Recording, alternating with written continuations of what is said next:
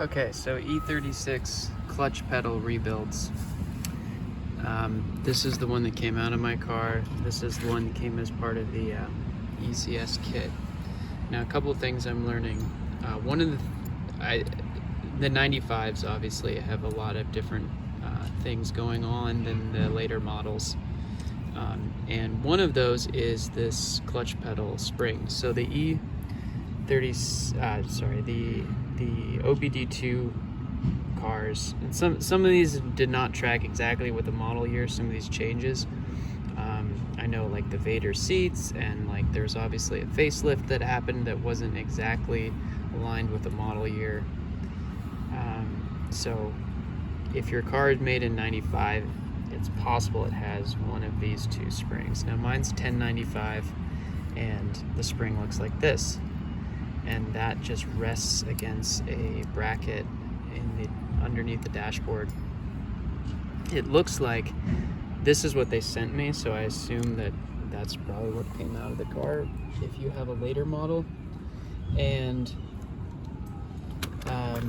I was listening to someone else describe how they removed their clutch pedal, and they said they removed this bolt which it secures the two switches. And there's a clutch switch and a brake switch, and they said that had something to do with removing the clutch pedal. And when I took my bolt out, nothing happened, and so I think this is why, because possibly on the later models you have the bolt going through this upper pivot. Now I don't have any bushings for that. Clearly my bolt is like doesn't fit that hole very well at all, so who knows, I'm speculating, but that's what I've learned. So some of the other things why you should always replace the entire pedal bracket. A, it's cheap, and B, the bearings for the master cylinder, bushings, where the master cylinder clips in, which is this lower hole, and the upper hole is where the pedal mounts to the frame of the car itself. So there are bushings in here, and those are what often people replace. Now I've got my new bushings that were included as part of the kit from ECS. It's the UUC bushings. Now I had to use a bearing press to install them in there. Definitely not hand tight, but they went in just fine. So if you don't have a bearing press, you can just use some nuts, a bolt, and a washer. Anyway, getting back to this story. So this is the master cylinder pin. And that's how much play is developed over 100,000 miles. No bushings here. This just sits directly in the pedal assembly.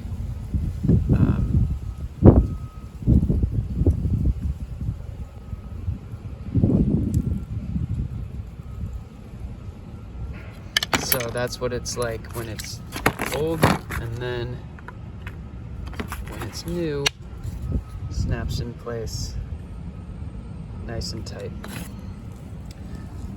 So I'm learning some other things about this, and I will make a part 2 video when I get there. Okay, so another clutch video here. This is the new pedal with new pedal assembly with new UUC bushings, and it's not clipped in right now, and it's not attached to the master, but you can see there's still quite a lot of play. And I'd be surprised if the last pedal assembly, if the plastic wore down the metal. I mean, there wasn't any grit or anything like that from the old bushings. So either that's an intentional amount of play or an unintentional amount of play, and I can only speculate. But if you get new bushings and notice that it's not perfect, that's my experience as well. Those are the UUC bushings. So the other thing I want to discuss is this. This is the older style, I believe, clutch return spring, and it also has quite a lot of play in it. And there were no bushings or washers or anything that were included, that came out of the vehicle or were included with the rebuild kit from ECS. So I guess people don't really care, like they want it to have this degree of play. I'm not sure, but I was thinking at least we could sort of center it in the right place. So confirming, I went in there underneath and confirmed visually that it wants to be toward the I guess that would be towards the outside of the vehicle, but towards the center line of the pedal is how this is aligned in my vehicle, at least. I'm not sure if, I can't imagine that it would ever want to move or have that play for any reason. I don't know. I'm gonna try shimming it out and with some washers at least, but to close that gap to see if that see if it has any adverse effects. Here's what I've got now. Obviously there's still, I haven't changed the diameter of the bushing, well, where there's no bushing, but of the plastic piece here. But I have worked in a couple washers on the side. These are from a bicycle. The pivot seems to be the exact same diameter as a brake boss. So if you have those lying around, those are concave washers from mounting brake pads, I believe, onto a bike. So it's much more secure now, and I can't imagine why you'd want that slop in any of this. So hopefully this will just help tighten things up. And if anyone has any better information as to why this is designed the way it is and whether I'm missing some actual parts, please leave a comment. I'd love to know. Thanks.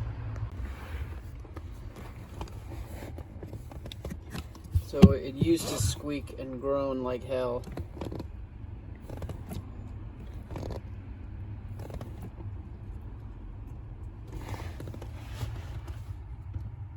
After it's all tightened together, that's how much play it has. It feels very snug. Definitely recommended to rebuild the whole thing as much as you can.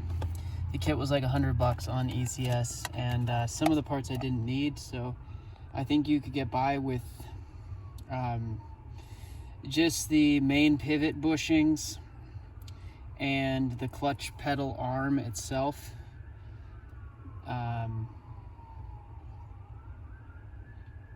Yeah, I really think, I mean, that's all I really replaced. The kit comes with extra circlips if you're missing those. It also comes with, this is the one thing I could not figure out how to use, was this little guy. Pedal grommet, 7.5 millimeters. I'm almost wondering if I have an issue with my throttle cable, which lost its, it's too high up under there, but it lost a bushing that's keeping that in place. It almost feels like this is for that, but it looks a little too small. I can't even find where it went on my pedal assembly. So I'd love, if you know what this is for, I'd love if you left a comment. See, there's the, excuse me, part number from ECS. So, oh yeah, one last comment about the return springs. So many people say, oh, you don't need to use the zip ties, which are recommended in UUC's instructions in order to pre-compress the spring before you put it in. And that is true if you have the newer style with the two closed pivots, sleeves on either end. If you have the old style like I have up here, where there's just sort of like a 90-degree metal clip that is jammed into a crevice on that bracket up there, you definitely need the zip ties, and that's what explains the discrepancy between people's understanding of that. The zip ties I had to compress it a lot, and because of that I used 4 zip ties. The problem was that it was very difficult to get them out once they were sort of jammed in place, and I had to use like vice grips and a knife and try to sort of remove little bits and pieces of them, and there's still a few shards that are jammed in between the spring and the seat of the spring. But if you don't get most of that out, it's gonna click and make like an awful sound as the zip tie sort of like bangs around in the spring and snaps around there. So even if you cut them, you have to get them out. I would recommend using only 2 zip ties. You'll need one on either side of the spring, and I would use as big, as beefy zip ties as you have, because solely for the purpose of removing them, the more durable they are, the more you'll be able to yank them out with pliers without them just breaking off every time you pull. All right, I think that's the most that I got. If you made it this far through the video, I really hope that some of this was helpful, because it's definitely not a professional video. It's just my experience and doing this for the first time.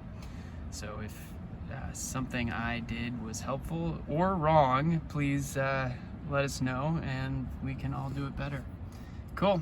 Take it easy, everyone.